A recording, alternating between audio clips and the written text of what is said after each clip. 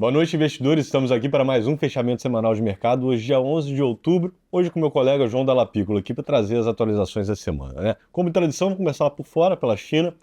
Recapitulando, a China, há 2 semanas atrás, anunciou um pacote de estímulos relevante.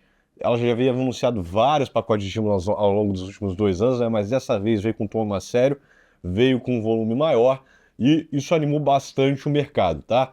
Só que aquele pacote de estímulos anunciados primeiramente era óbvio que não era suficiente para reanimar a economia e todo o mercado esperava novos anúncios ao longo do tempo, né? E nessa semana teve uma reunião convocada aqui pelo governo chinês, justamente para anunciar mais um pacote. O mercado estava muito ansioso para esse anúncio e, infelizmente, ele decepcionou. O pacote veio apenas de 28 bilhões de dólares, o que é muito para a gente, né? Só que para o tamanho da economia chinesa, não faz cosquinha e isso decepcionou bastante o mercado, né, João? Exato. A cesta de ações lá vinha subindo muito forte, né? Expectativa, né, do número do estímulo que eles iriam trazer, subindo quase 40% nesse rally, mas no dia que foi anunciado, essa frustração fez com que o principal índice acionário chinês caísse quase 20% no dia. Ainda não anula todo o movimento muito forte que o governo vem fazendo, mas é uma queda bem significativa com a frustração do número. Pois é, quando a gente vem aqui para os Estados Unidos, né? Nos Estados Unidos a gente teve números de inflação tanto ao produtor quanto ao consumidor. Bom, é, recapitulando também, das últimas 2 semanas, a gente viu uma narrativa a respeito da nível de atividade econômica americano, preocupando os investidores com uma atividade possivelmente mais fraca. Essa narrativa ela foi frustrada na semana passada com números do mercado de trabalho surpreendentemente fortes. E essa semana os números de inflação reforçaram essa reversão dessa narrativa. Eles vieram acima do esperado, não o suficiente para fazer a inflação voltar a subir, mas vieram acima do esperado, o que indica uma economia mais forte do que se imaginava. Além disso, a gente teve um índice que é a expectativa dos consumidores vindo acima do esperado, ou seja, consumidores animados, a economia americana é uma economia muito dependente em consumo. Os dados do mercado de trabalho não vieram nada surpreendentes. Nessa somatória aqui, a indicação é uma economia americana resiliente, continuando crescendo bem forte, e sem sinais de desaceleração por enquanto, né? E na semana passada a gente teve um movimento de alta dos juros, né, que vão cair, mas mais lentamente do que esperado anteriormente. Essa semana, como é que o mercado reagiu a isso? Bom, quando a gente olha para os principais índices lá fora, a gente está vendo essa semana o S&P subindo um pouco mais de 1,2%, reforçando essa toada de que a economia lá ainda continua num ritmo bem forte, né? A gente está entrando também agora numa outra temporada de resultados lá fora. A gente teve hoje um resultado muito expressivo do principal banco americano, JP Morgan, que surpreendeu em todas as linhas os seus resultados, e a ação hoje sobe aproximadamente 5%, né? Refletindo muito esse ambiente que a gente já vem verificando nos dados, que é uma economia lá fora muito forte, né? E vale relembrar também que quando a gente saiu da última temporada de resultados, a gente tinha expectativas e guidances das empresas numa base bem fraca, né? Naturalmente, com a economia continuando muito forte lá fora, a gente pode ter uma expectativa muito mais positiva e uma surpresa, né, em relação a esses resultados que começaram a sair. Bom, em relação aos juros lá fora, a gente viu ainda os títulos de 10 anos abrindo forte essa semana, mas quanto à precificação do ciclo de cortes lá fora, a gente está vendo uma precificação um pouco diferente do que a gente viu anteriormente, né?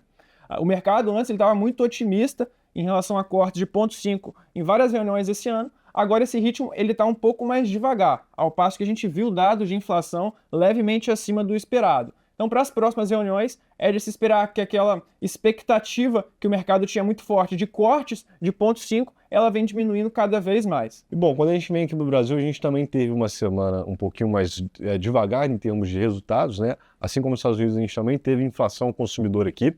O número veio alto, já era esperado um número alto, tá? Ele vem em linha com o esperado, mas já era esperado um número alto, de cerca de 0,44% no mês, muito por conta da bandeira vermelha nível 2 que foi praticada no mês de setembro aqui, ou seja, conta de energia de todos os brasileiros veio significativamente mais alto. Também tivemos alto em passagens aéreas. Esse número já era esperado, não é um número bom para o combate inflacionário e para o ciclo de aumento de juros, né, que a gente está na contramão do mundo aqui. Enquanto o mundo está cortando juros, a gente está subindo justamente para tentar controlar a inflação, né? Não é um número bom para essa batalha aos juros, entretanto, ele não veio pior do que o esperado. E também ele veio alto devido a fatores aqui pontuais, né? Especificamente o preço da energia. A gente também tem números de atividade, e essas sim que são importantes. Vendas no varejo, elas eram fortes, tá? Um número positivo para atividade. Entretanto, a gente teve um número do setor de serviços agregado de uma maneira geral. O setor de serviços é o setor que mais emprega no Brasil e ele começa a mostrar uma desaceleração da atividade. Obviamente, um número único, ele não indica tendência, né? A gente precisa ver números repetidos para falar que a economia brasileira está desacelerando, o que até o momento não é o caso, ela só surpreendeu para cima. Entretanto, é um ponto de atenção. E a gente também teve declarações do governo, né? Apesar aqui dos números que a gente traz toda semana atualizando vocês os dados econômicos, aqui no Brasil o que está dando ritmo ao mercado é muito mais a discussão em relação ao fiscal, à política fiscal, e isso tem um componente político muito forte, tá? O nosso déficit primário ele vem subindo recorrentemente, ele até deu uma estagnada nas últimas leituras, mas um nível muito ruim, apesar de um forte aumento da arrecadação por parte do governo. As despesas aumentaram muito mais do que a arrecadação aumentou. E o mercado começa a cobrar do governo atitudes no lado do corte de gastos. Afinal de contas, a arrecadação subiu dessa maneira e ainda assim não conseguimos manter as contas públicas saneadas. E o governo do presidente Lula, essa semana, ele deu um sinal que o mercado também não gostou, né?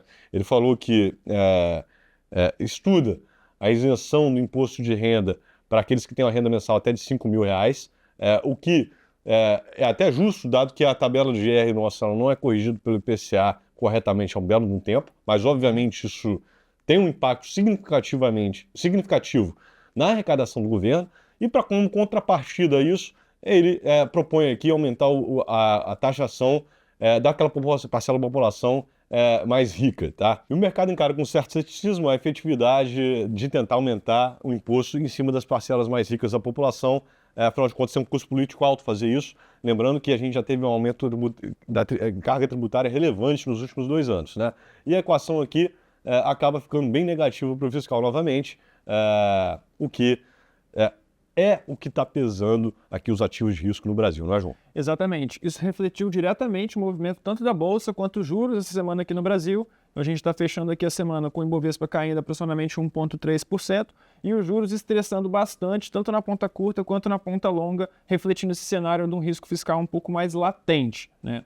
Além disso, a frustração em relação ao estímulo da China pesou bastante também o mercado interno, que a gente tem uma parcela representativa das empresas que dependem da economia chinesa, né? A gente viu o IMAT essa semana caindo cerca de 3%, e algumas empresas também como Gerdau caindo aproximadamente 4%, o que pesou o índice de maneira geral e encerra a semana no negativo.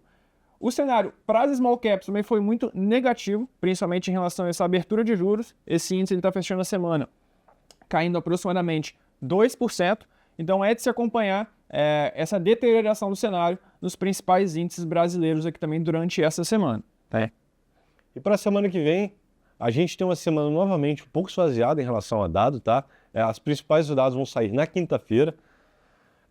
Esses são eles, primeiro, a decisão de juros do Banco Central Europeu, tá? É amplamente esperado que o Banco Central Europeu corte os juros. Afinal de contas, na Europa a gente tem uma combinação que é perfeita para corte de juros, atividade fraca, desemprego relativamente alto, e inflação baixa, abaixo da meta, inclusive, do Banco Central Europeu. Então, todos os ingredientes saem para um corte de juros. E também temos ainda na quinta-feira vendas no varejo dos Estados Unidos, e mais importante do que isso, PIB na China, muito importante para o Brasil. Vamos ver se aí a economia chinesa esboça alguma redação, e também vendas no varejo na China, tá? Semana que vem estaremos aqui de novo para trazer atualizações para vocês. Um bom final de semana a todos e um forte abraço. Obrigado, investidores.